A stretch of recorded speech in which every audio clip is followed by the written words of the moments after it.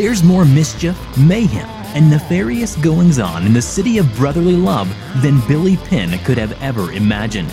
We've got it all here on the Twisted Philly podcast. True crime, haunted history, the coolest and creepiest places to visit. Welcome to Twisted Philly.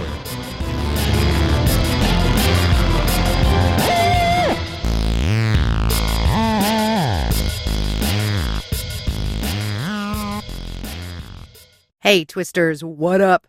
I'm Dina Marie, host of the Twisted Philly podcast, and it feels good to be back. Good to be working without a script again. Good to be my profane little self. Most of you probably saw I dropped the first 2 episodes about Grace Packer last weekend. There are more to come.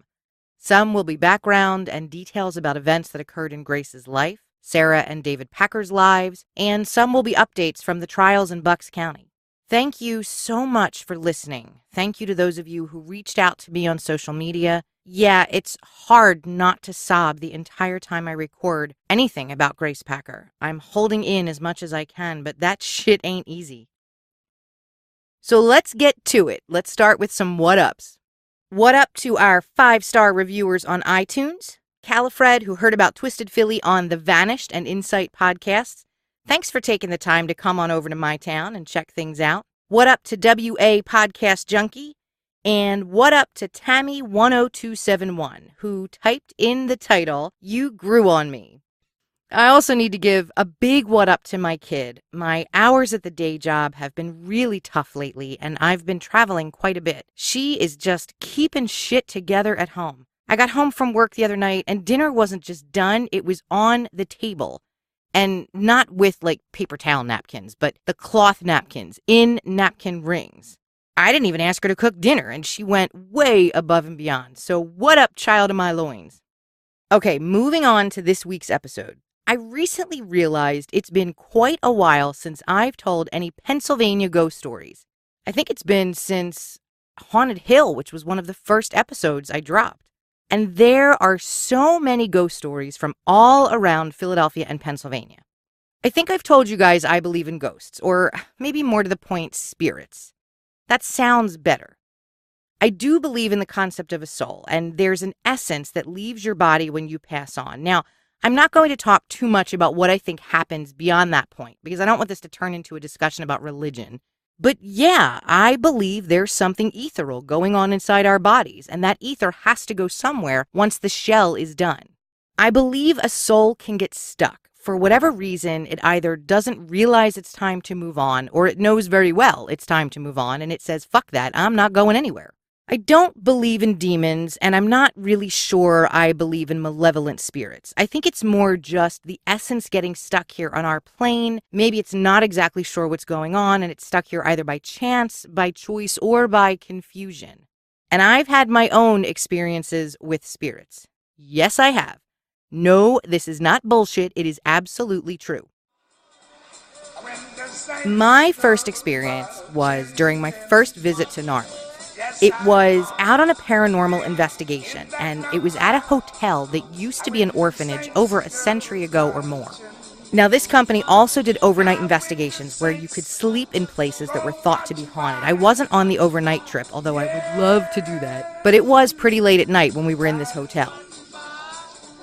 We were walking around a banquet room, and it was the sort of room that was used for wedding receptions, but it used to be a huge hall that was full of beds for children in the orphanage.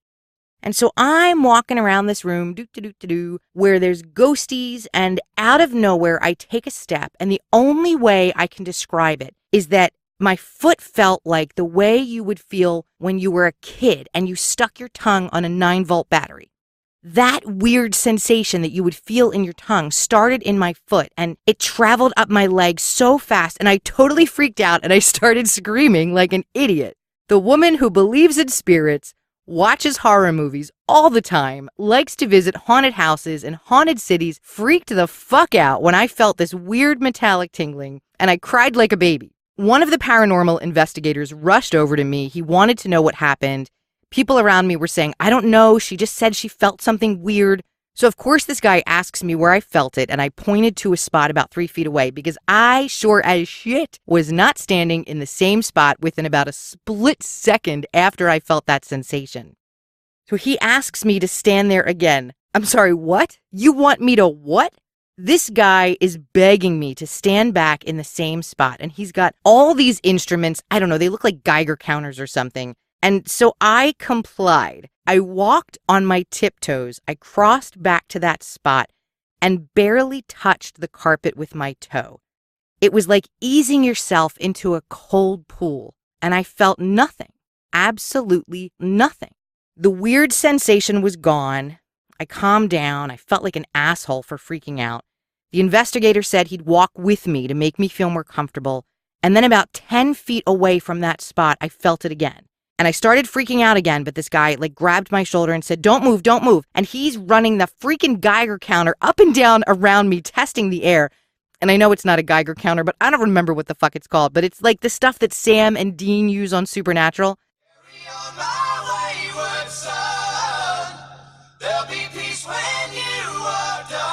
And ladies, little side note, Dean is my TV boyfriend, so just back the fuck up. So I managed to stand there this time without losing my shit, and this guy swore the temperature was considerably lower where I was standing. I don't know, I didn't feel that, and I wasn't looking at his stupid instruments. I was trying to figure out why the spirit was following me around, and why the hell did it feel like my entire body was a giant tongue licking a 9-volt battery? And that was it. Gradually, as I moved around the room, the sensation subsided. I don't know what it was. I certainly didn't see a spirit, but I felt something. I believe it was the spirit of someone who lived in that orphanage, and for whatever reason, he or she wanted to make their presence known. My next experience with a spirit was with my ex-husband, although we were dating at the time, and I don't remember if we were engaged yet or not. We could have been. He grew up in a 200-year-old house in a part of the Philly suburbs called Militia Hill. The house sat on a hill, and it sat actually at a 4-point crossroad, which, speaking of supernatural, hello, crossroads demon. One night in the fall, we were standing on his parents' driveway, which ran behind the house. It was a gravel driveway. It wasn't paved. And there was a second area where you could pull a car in further up the hill, but still on their property. And it was densely wooded, so his dad, a long time before this, put up a telephone pole. I mean, it didn't have wires on it, but it was this giant pole in their backyard with a motion detector floodlight. And when something moved, that yard lit up with the power of a dozen blazing suns. When that light would come on, it felt like, it burns, it burns. It was so bright. So we were standing next to his car, and that giant floodlight kicked on. We were standing there talking about something, who knows what. It was over 20 years ago at this point, and we heard shoes crunching on the driveway. So I turned down and looked down the driveway, thinking someone's walking up from the street, which wouldn't have been completely unexpected because he had the kind of friends that would pop over anytime, day or night. But there was no one there. So he moved further up the driveway, thinking it was someone on the upper hill pulling in behind the trees. The sound wasn't coming from above us. It was coming from right in front of us. And then we saw a shadow. We saw a shadow move along the house on the other side of the car. And as it moved, you could hear gravel crunch under its feet. The outline of the shadow appeared to me to be a Civil War Union soldier. I was freaking out a little bit. I think I was saying, oh my God, repeatedly. And my ex said something like, well, sweetheart, there was so much military activity here from the Revolutionary War and the Civil War, it sort of makes sense. Like it was nothing. Like every day you see a shadow walk by with no body attached to it, like some Peter Pan shit. I wasn't scared. I was more shocked than anything and mesmerized. And all of this took place in a matter of seconds. As the shadow got further down the driveway, it faded, which it shouldn't have done because it was still within the scope of the spotlight. That, to me, was definitely an encounter with a spirit. It was auditory. We heard him walking on the gravel. And it was visual. We saw the shadow. And by God, I have a witness. Granted, it was a witness who wasn't anywhere near as impressed as I was. For him, it was almost like simply part of nature. But for me, it was like, that's a fucking ghost. I'm going to save my third experience for a little later in the episode because I want to get to some other ghost stories from this haunted state. I'm not going to be talking about Gettysburg today. And you know what? I just realized I do that. Like, that's kind of a thing with me. I mention a place or a story or a person and I say, I'm not going to tell you about that today. Does that bug you? Because it kind of bugs the shit out of me now that I realized I do it. So I could totally get it if it did bug you. The reason I do that is because there are obvious connections with story topics. If you talk about haunted towns or ghost stories from Pennsylvania, most people immediately think of Gettysburg, which is probably the most haunted place in the state, and it's certainly one of the most haunted places in the country. We had the bloodiest battle of the Civil War in Gettysburg, and yeah, I'm going to talk about Gettysburg at some point, but not today. I don't like to start with the obvious or the most well-known. I like to tell you about something that's a bit more hidden and off the beaten path, and then we circle around a few months later to the bigger story. It's like starting off my very first episode with Marty Graham and then waiting 6 months to talk about Gary Heidnik.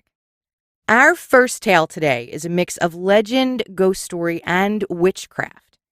Now, the first documented witch trial in Pennsylvania happened almost a decade before the hysteria of the Salem witch trials. And Twisters, I have to tell you, I am an obsessive historian of Salem, Massachusetts, and the witch trials of 1692. But as this is Twisted Philly and not Twisted Salem, I'm not going to tell you that story. And there I go again, talking about what I'm not going to tell you. I could do an entire podcast dedicated to the Salem witch trials, the culture, the geography of Massachusetts at the time. Maybe I should do another show. Yeah, like I have the fucking time for that. Okay, Pennsylvania, 1684, our very first witch trial.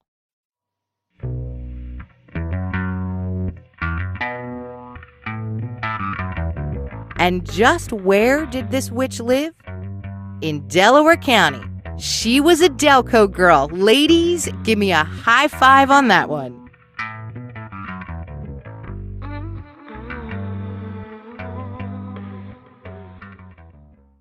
Swedish settlers Margaret and Niels Mason lived near Ridley Creek. Margaret was a healer. She used traditional methods of herbal healing she learned in her native country. Well, the British settlers living in what used to be Delco took issue with Margaret and accused her of practicing witchcraft. They even said she hexed their livestock. Margaret Mason's trial was presided over by none other than William Penn, as if he had time to preside over a witch trial when he was trying to map out the future city of Philadelphia. But out to the sticks he came nonetheless. He asked Margaret if she was a witch, to which she replied no. He asked her if she'd ever ridden around on a broomstick, and considering she spoke next to no English, she probably had no clue what the fuck he asked her, and she wasn't able to answer the question. William Penn decided since Pennsylvania had no laws against witchcraft, Margaret couldn't be charged with actually being a witch. So she was charged with behaving in a manner that made people accuse her of witchcraft. She was basically charged with other people being dicks. She was fined with the caveat that if she behaved in a respectable manner, her fine would be refunded. Penn was true to his Quaker roots, true to the ideals of brotherly love and sisterly affection. And it's a damn shame we didn't have the Quakers living up in Salem, Massachusetts, instead of the fucking Puritans. Fast forward about 250 years later, and it would seem the residents of Pennsylvania are still very much against the idea of witchcraft and what they perceive as sorcery. This tale of witchcraft happened in 1928 in a sleepy little area called Raymeyer's Hollow out in York County, pretty far south in Pennsylvania near the Maryland border. Raymeyer's Hollow was also called Hex Hollow. That part of town was named for the family that lived there, the Raymeyers. Now, Nelson Raymeyer lived in a small wooden house in the woods, which actually still stands today. And no, I haven't visited that house. I'm scared to visit that house. Nelson Raymeyer was a Pennsylvania Dutch powwow doctor. Now, there's a phrase you may not hear every day. Powwow doctor is really just another term for medicine man, and it's actually a Native American term for a gathering of medicine men, but the phrase was adopted by early Pennsylvania Dutch settlers. The Pennsylvania Dutch actually had plenty of medicine men of their own. In the early 1800s, a German settler named John George Homan published a book called Long Lost Friend. and it was filled with folk remedies. But it also contained what was believed to be spells, which is interesting considering the subtitle of this book translates to True and Christian Instructions for Everyone, comprising wonderful and well-tested remedies and arts for men as well as livestock. Not a word of witchcraft anywhere in that title.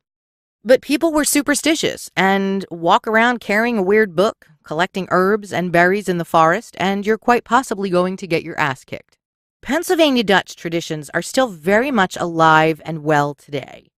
There's even some practicing powwow doctors out in rural Pennsylvania. And the same can be said, much more so, about Pennsylvania in the 20s. Nelson Rehmeyer was a descendant of the Rehmeyer family who moved to Pennsylvania from Germany in the 1840s. He was born in 1886, and he lived in a remote section of the Hollow. Nelson married before he was 30, and of course he married an 18-year-old because that's how they did it back then. Rehmeyer and his wife Alice had 2 daughters, and many of their descendants, cousins, descendants of extended family still live in Rehmeyer Hollow today. In fact, Nelson Rehmeyer's great-grandson, Ricky Ebaugh, owns the house that he once lived in. Nelson Rehmeyer was called a hermit and a recluse, but according to family, that wasn't really the right description for him. He certainly was quiet and preferred to keep to himself. Eventually, he and his wife split up, although she just moved to a farmhouse up the hill, so they weren't really that far from one another. Nelson could be neighborly when the need arose, and one of the ways he contributed to the community was through powwowing or folk healing, whether it was a sick farmer, injured livestock, or crops that needed extra care. So how did he wind up brutally murdered? And why do people tell stories about demons and ghosts lurking in the woods at night outside his home? Why do they call that part of York County Hex Hollow?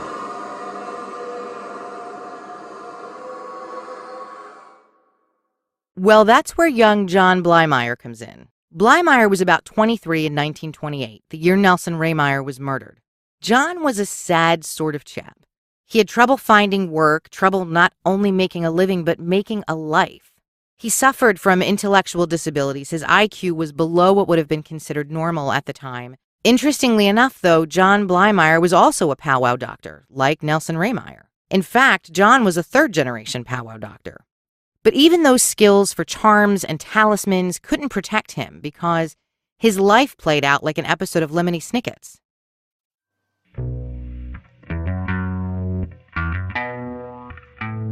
Eventually, John became convinced his troubles were the result of a curse. Someone had bewitched him, and if he could find the person who put the curse on him, all of his troubles would turn around.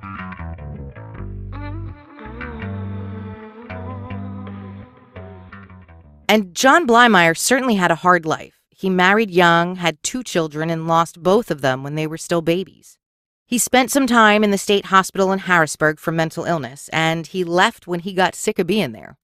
Yeah, he just up and walked out and made his way back to York County. Today, Blymeyer would probably be diagnosed as paranoid schizophrenic with delusions. But in the 1920s, mental illness meant you were stuck in a room to rot or given electroshock treatments every day. I can't say I blame him for walking out. Blymeyer needed to uncover the identity of the witch doctor who cursed him. So he traveled beyond the Susquehanna River to Lancaster County to enlist the aid of a famous witch. Yeah, we had famous witches in Lancaster County almost 100 years ago. Maria, who knew? This was a woman known as the Marietta River Witch, and she put a dollar bill in John Blymeyer's hand. She told him once the dollar bill left his palm, the face of his tormentor would be left behind. Now that's a pretty cool trick. I can't say I've ever heard of anything like that before. I mean, I'm sure we've all heard of tea leaves and crystal balls, palm reading, but the thing with the dollar bill is pretty unique. Now, would you like to guess whose face graced John Blymeyer's palm when the dollar fell away?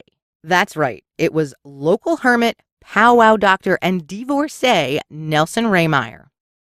The Marietta River Witch, which makes me think of a woman who looks like an otter, well, she told John Blymeyer the only way to break the curse was to steal Rehmeyer's spell book and burn it, and take a lock of his hair and bury it 6 feet underground. So Blymeyer got 2 of his friends to give him a hand. They broke into Raymeyer's house, and they couldn't find his spell book, which really wasn't a spell book. It was a book of home remedies and folk magic.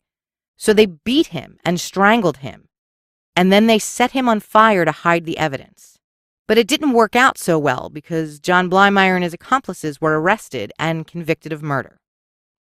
This story was a scandal across the country at the time. It was a period in American history where modern medicine was becoming a true profession, and guys like Raymeyer and Blymeyer, local witch doctors, were ridiculed as quacks and charlatans. There were articles about the murder and the trial in the New York Times, not just the Philadelphia papers. There were stories about witchcraft being practiced in farm country. And then came the rumors and the hauntings. Raymeyer lived in a small wooden house when his body didn't burn and the wooden house didn't burn. Well, that was proof for some people that witchcraft had to be involved.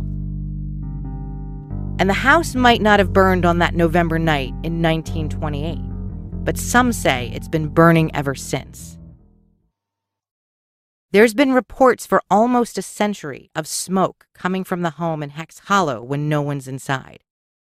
Some of the other legends are a little more ridiculous, but considering I've avoided the fuck out of that place, I'm really no one to judge.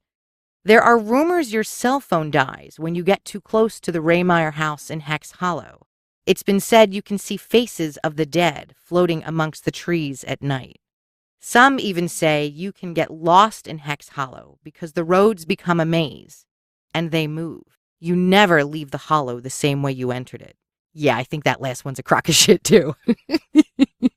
I'm trying to be all spooky. The house was converted into a museum about 10 years ago, and its curator is someone we spoke about earlier in the episode, Nelson Raymeyer's great-grandson, Ricky Eba. So if you visit, be sure to tell me what it's like, because there is no fucking way I'm going in that house. I am perfectly content to look at spooky pictures online. Before I move on to the next spooky tale, I would like to take a Podern family break and give a little plug to some of my favorite podcasts. Do you piss green after you've eaten vitamins? We certainly do, and therefore you should listen to the Countdown Movie and TV Reviews podcast. Even if you don't piss green, this is something I think you guys will like if you like TV and you like movies. We count down lists associated with both, as well as offer the occasional review and a number of segments that are random in nature for your enjoyment. Check out the Countdown Movie and TV Reviews on iTunes, Podomatic, or your favorite podcast app. Hey, Twisted Philly listeners, I'm Lainey, host of the True Crime Fan Club podcast. My podcast is for the ultimate true crime enthusiast.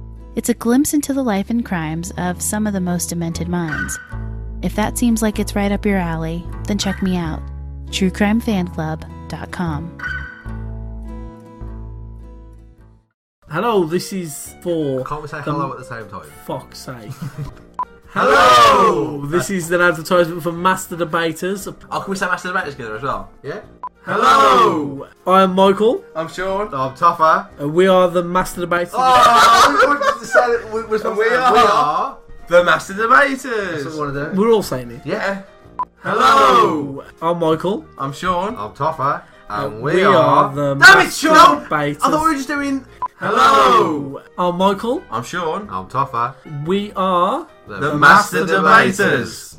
You can find us on Twitter @_Master Debaters, SoundCloud, Podbean, and iTunes. Just do yourself a favour and jump aboard this podcast train. Choo choo, motherfucker! In our last story, we were so far south in Pennsylvania, we were almost in Maryland. For the next twisted tale, we are going much farther north, almost into New York State.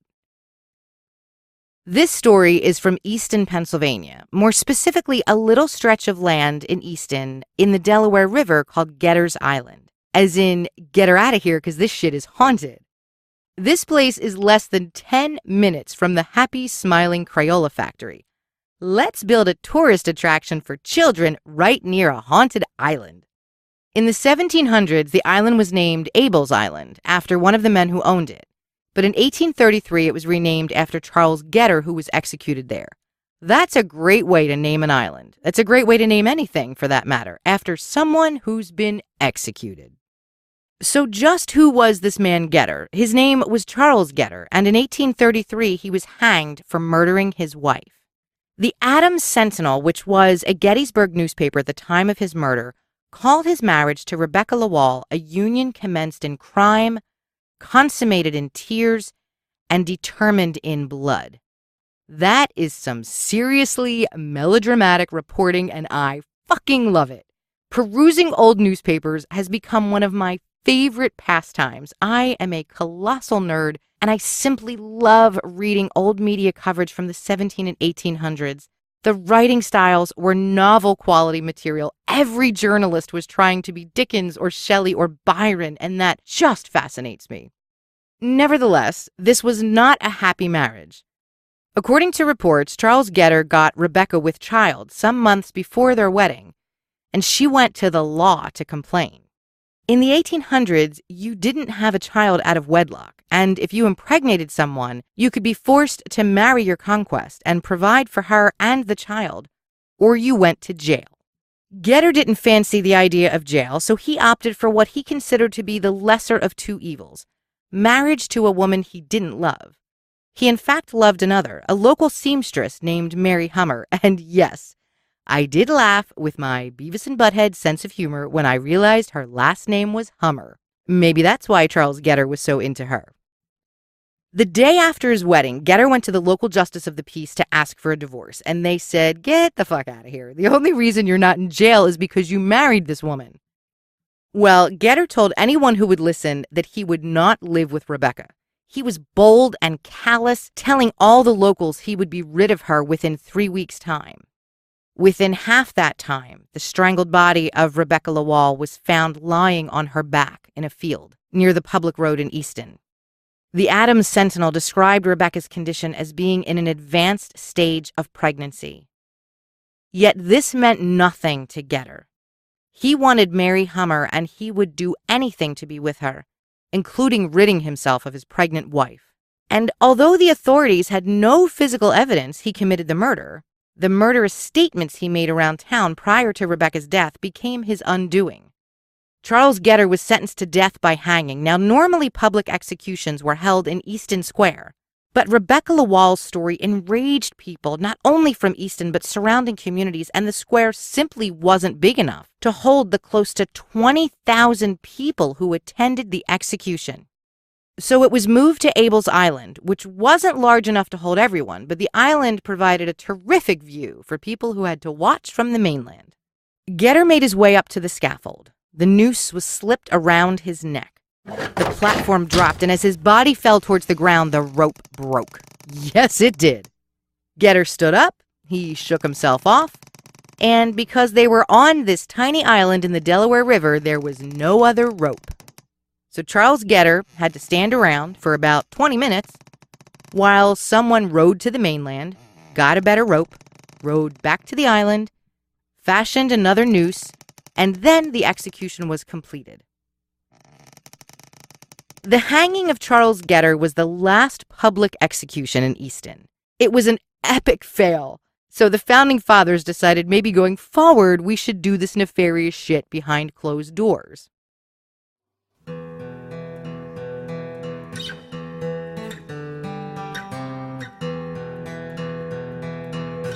Soon after his death, people reported seeing Charles Getter walk the island, his spirit haunting the place of his death. Perhaps he's trying to get back to his beloved Mary Hummer. The spirit of Rebecca Lawal haunts Easton along the road where she was found. Her figure is seen wearing a black dress, very likely the dress in which she was buried, mourning her lost child and a love that was to never have been. I can't say I've ever seen either of these spirits, although I've certainly been in Easton plenty of times, during the day and in the evening, over the course of visiting the Crayola factory when my daughter was little, taking a ride out to look at Getter's Island, visiting clients for a company I worked for years ago, but plenty of people claim to have seen these sad souls even more than a century and a half later. There's one last ghost story I want to tell. It's another one of my own experiences, and it involves my daughter. Now, my daughter didn't come home from the hospital right away when she was born. There were some complications for both of us, and she stayed even longer than I did. Within a few weeks after coming home, she had an interesting habit of what we called petting the air above her. Now, she only did it with her right arm. Her left side was temporarily paralyzed, and she's fine now. But when she was awake, so often she would raise her right arm, and it looked like she was petting the air. One night, a friend was over, and he noticed her behavior. He told me to grab my camera and take pictures not of her, but around her. Get the space above her. So I did. And when I got the photographs back from CVS, there were orbs in them. Every one of them had a tiny little ball of light above my daughter. Some were even near her hand. And there were other events that happened when she was a baby that made us all believe someone was here with her. I'm not going to share some of them because they're very private, but I know someone was here with her for a few months, and I'm pretty sure I know who it was. We also think one of my dogs sees ghosts. Mr. Frodo.